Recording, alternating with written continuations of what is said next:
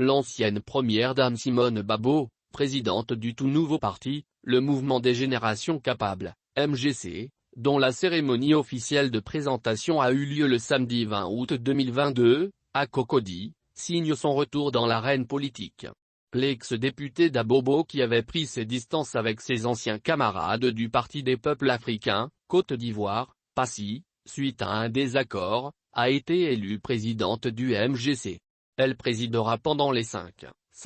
prochaines années la destinée de cette formation politique postée sur les fonds baptismaux par des anciens camarades en désaccord avec la nouvelle ligne politique de Babo. En marge de la présentation officielle de cette formation politique, Simone Babo, lors d'un échange avec la presse a décliné les objectifs à moyen et à long terme de son parti politique dont la ligne idéologique est ancrée dans la social-démocratie. Simone Babo et ses camarades projettent de participer à toutes les prochaines échéances électorales au pays. Pour les futures élections municipales et régionales de 2023, la native de Moussou a indiqué que son parti présentera des candidats dans les différentes circonscriptions. Elle a précisé qu'un parti politique qui se veut sérieux devrait démontrer sa force sur le terrain, en remportant des élections, qu'elles soient locales ou présidentielles. À cet effet, l'ex-première dame, qui en marge de la création de son parti politique a affirmé qu'elle est lancée comme une vague à tout déménager sur son passage, n'exclut pas sa volonté de participer à la prochaine élection présidentielle, quel que soit le candidat qui sera en face d'elle,